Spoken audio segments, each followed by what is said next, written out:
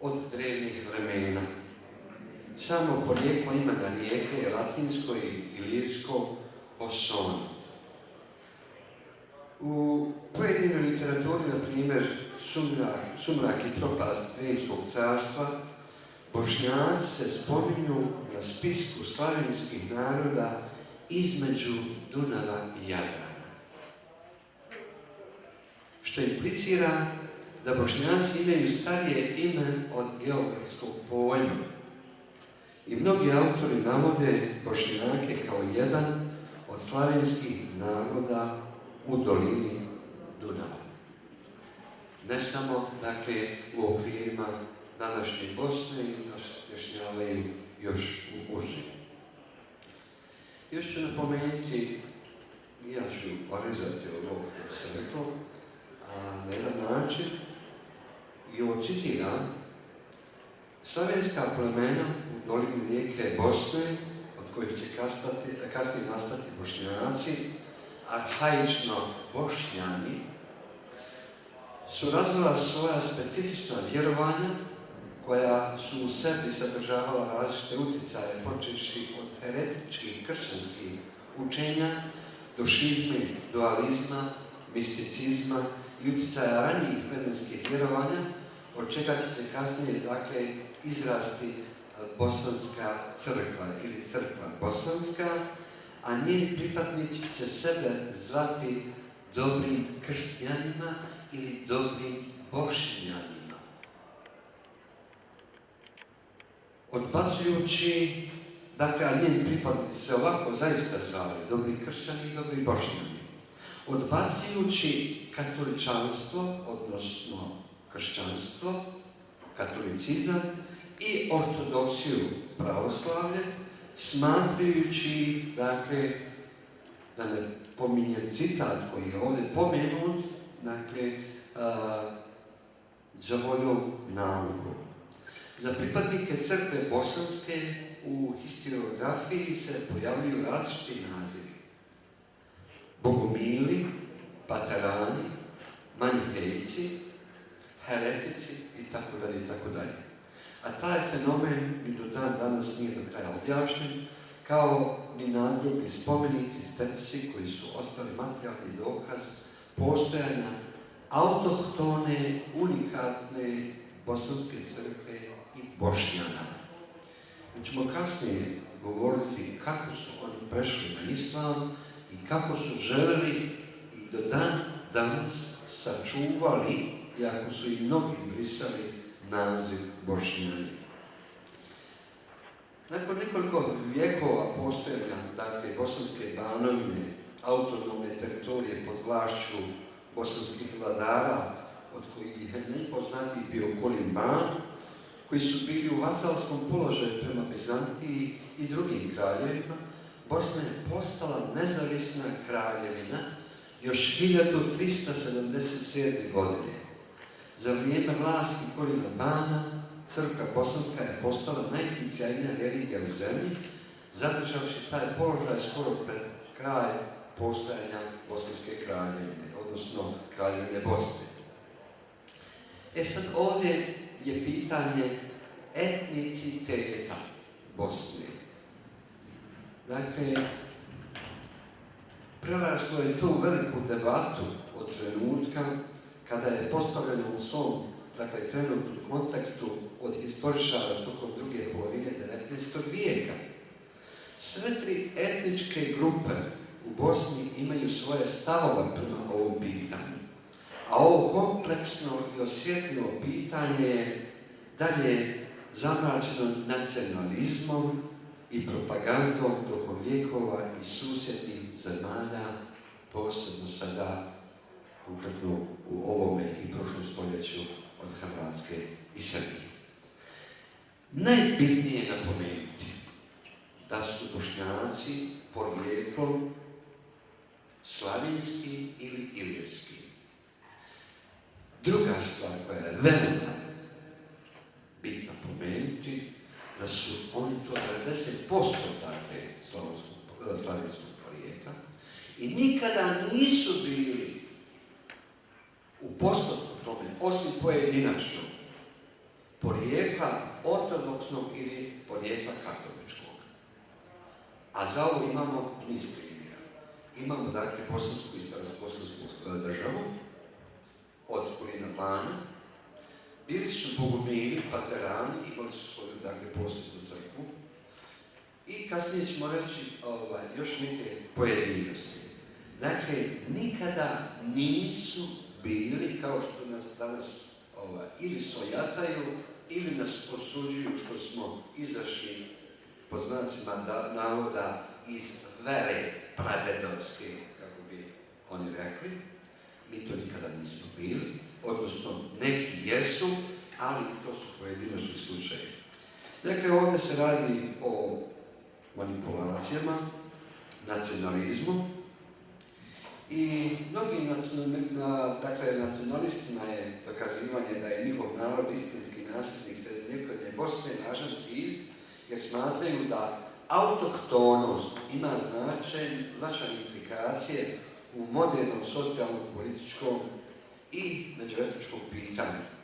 Tokom rata u Bosni i Hercegovini od 1992. godine do 1995. nacionalistički režimi Srbije i Hrvatske su se pozivali na povijesna ili po znacima navoda historijska prava na Bosnu, što je u krajnjem ishodu dakle, imalo poguban bilans po pitanju ljudskih i materijalnih žrtava koji je čak došlo, dakle, i koji je došao od genocida naspram, dakle, prema Bošnjacima. Jednostavno rečeno, nema nikakvog dokaza da je populacija predosmanlijske Bosne u bilo kakvom društvenom staležu razvila hrvatsku ili srpsku etničku svijest, čak i u srednjovjekovnom poimanju etniciteta. I ovdje govori jedan historičar, Malkom iz knjige Bosnian Short History, kada govori o pokušaju prisvajanja bosanske historije od strane srpskih historičara i hrvatskih povjesničara. Oni se i dalje jagme na neki način o Bosnu, ali ćemo reći sljedeće. Malo se vratimo ponovo u historiju. Kraljevina Bosna je bila smještena između istočnog i zapadnog svijeta.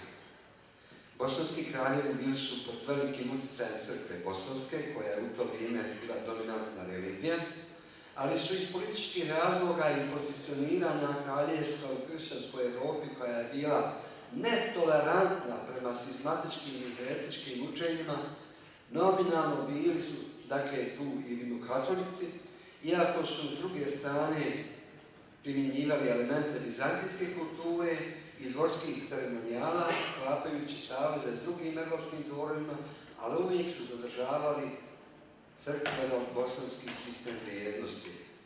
Tako su na bosanskim kraljevom dvoru među najutjecajnijim bili djedovi bosanske crkve, dakle, koji su zajedno sa kraljevima krojili politiku zemlje. Pošto je Bosna bila planinska zemlja i dan danas je planinska, neprohodna, na granici katoličanstva i pravoslavlja, odnosno ortodoksija, crkveni autoriteti su imali slabu kontrolu nad zemljom, boreći se između sebe za dominantnu ulogu. Za to vrijeme je autohtona crkva bosanska, njeni pripadnici su se nazivali, kao što sam rekao i ranije, dobri Bošnjani, dobri Kristijani, bila neprikosnovena za stanovništvo.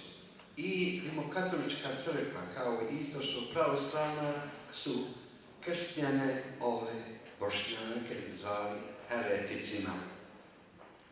Moderni historičari vode rasprave o tome da li su kršćani bili bogomili, manihejska sekta koja vodi porijeklom iz Bugarske, ili su bili pripadnici rimokatoličke crkve koji su vremenom prihvatili heretička učenja i postali šizmatici, ili su bili unikatan proizvod slavenskih plemena koja su se dolaskom na područje Bosne izmiješali sa domaćim ilirima i drugim narodima, razvijajući vjerski, dakle, vlastiti sistem.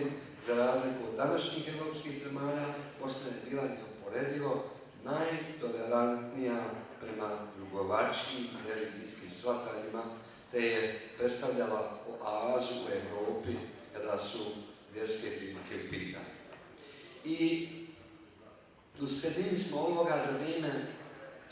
kod Romanića Bosansko kraljevstvo se uključuje u područje današnje BiH, izuzev se zapadnog dijela zemlje, potom je uključivalo dijelove Dalmacije i zapadne Srbije. I Bosna je za vrijeme Stjepana Tomaševića, posljednjeg bosanskog kralja, vidno oslabila za razliku od prethodnih bosanskih kraljeva, kao i vlastnog oca Stjepana Tomašević je, kako bi zadobio krunu od Vatikana, odlučio da se povinje zahtjevima Rimokatoličke crkve i konačno obračuna sa crkvom bosanskom. Dakle, dijete Bosne, dijete Bošnjaka iz bosanske crkve prešlo je na katoličanstvo i želio da se obračuna sa tim. I o čemu je obavijestio papu tražeći za uzvrat krunu. I počela su istrebljenja bosanskih krstijana, odnosno Bošnjaka ili Bosnjana, što je Bosnu dovelo na rub građanskog rata i u takvoj uzavreloj situaciji Osmansko carstvo dolazi na Balkan, a Bosna 1463. godine pada pod vlast Carigrada. I ovo osmanlijsko doba, da ga preskočim jer ga manje više znamo, sve vrijeme Osmanlije su smatrale Bošnjacima, odnosno stanovnike Bosne, Bošnjacima. I zvali su ih tako i tako su se osjećali. I čitavo vrijeme Osmanskog carstva Bošnjaci su bili privilegovani jer su gotovo 90% prihvatili islam kao vjeru.